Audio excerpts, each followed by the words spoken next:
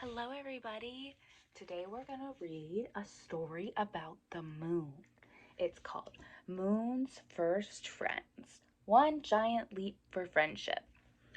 It's written by Susanna Leonard Hill, and it's illustrated by Elisa Paganelli. Got the moon on the front. Let's find out what it's about. Got some pretty stars. Moon's first friends. The moon was the queen of the night sky. She was so bright that everything she touched glowed with a silver light. But after many, many years had passed, she was lonely. If only someone would visit me, she said. She was lonely. How do you think she felt? She's sad, maybe? Let's find out. "Hello down there," she called to the lumbering dinosaurs. "If you come up here, you won't feel so heavy.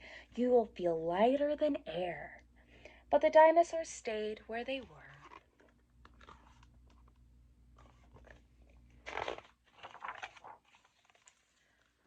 Under the moon's watchful eye, the surface of the earth changed. The moon saw glorious new creatures come and go. Let's see what creatures we got here. The saber-toothed tiger, the mastodons, a woolly mammoth. These are really old animals. They're not here anymore. Dodo birds, whales, rhinoceroses, and elephants.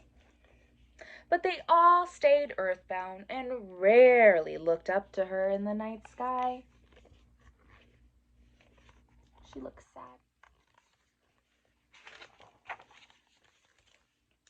But then she saw something new. At night, people conjured fires like tiny stars. "There are millions of stars for you up here," she offered. But the people stayed where they were. Millions of stars? Millions is a really, really big number. Can you say that? Million? Million, okay? What's the biggest number you know? I heard a 10. Million is way bigger than 10. 26, it's bigger than 26. 100? Guess what? A million is even bigger than 100. And there's millions of stars in the sky up above. There's so many. You can't even count them all. That's how many stars there are. So the people stayed on the ground. The moon watched as she circled and circled the earth. On the wide sweep of the hot Sahara, the Egyptians built stone pyramids that towered the night sky. "They are trying to reach me," the moon marveled. But though the pyramids were mighty, they came nowhere high enough to reach the moon. Perhaps they didn't see her. Look, they're building big pyramids, but they're not high enough to reach the moon. She spun and twirled from new moon to majestic silver pearl and back again, showing off for the people below. But no one came.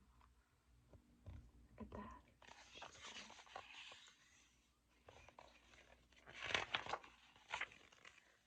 She watched as down on earth people came up with all kinds of ways to get from one place to another.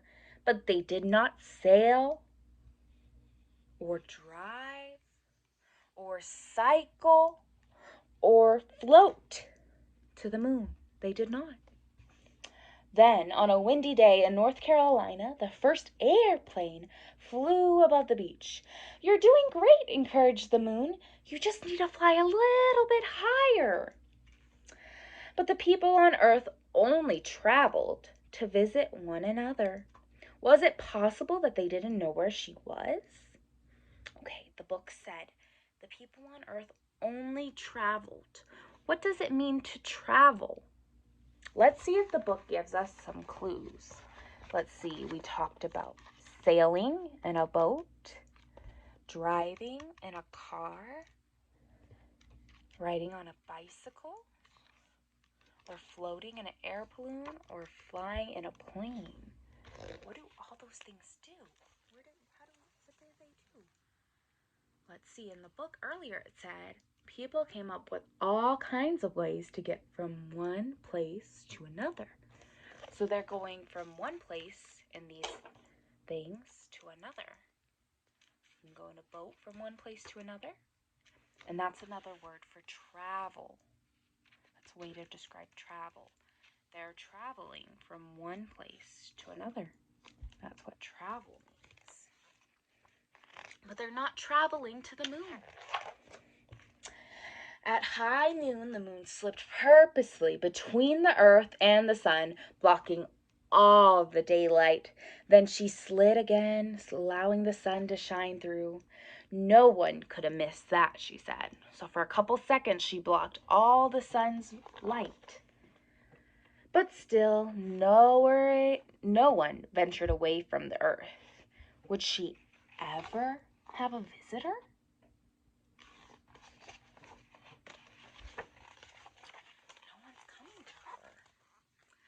Just when the moon was losing hope, the people on Earth began to experiment with rockets, and the moon watched with great interest. But the humans still had a lot to learn. One day the moon's hope soared. A chimpanzee and a mercury capsule rocketed toward her.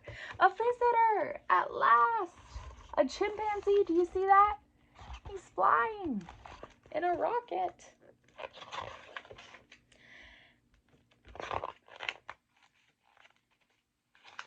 But at last he returned to Earth without reaching her. Okay, so he didn't get to reach her. He didn't go far enough. And then, one hot July day, a tremendous rocket stood up on the launch pad with two small spaceships perched on top, and the countdown began. Ready? We're going to count backwards from 10. 10, 9, 8, 7, 6, 5, 4, 3, 2, 1. Lift off. It went up. At 30 stories high and weighing 6 million pounds, the rocket rose into the air amid the explosion of flames, slowly at first, and then faster and faster. The rocket fell away in stages, but the two spaceships hurtled towards the moon. They're coming, the moon said. They're actually coming. Oh my goodness, so they finally built a rocket big enough to reach the moon. And it was 30 stories high, really, really high, and weighing 6 million pounds. So we talked about how million was a really, really big number, bigger than 100. So how do you think this rocket, do you think it would be easy to pick up? Would it be light or would it be heavy? Would it be really, really hard and impossible to pick up? Yeah, it's 6 million pounds. That's so many pounds. That's really, really heavy. This thing was huge. One of the spaceships remained at a distance, circling, but the other came closer and closer until at last its spindle legs touched down.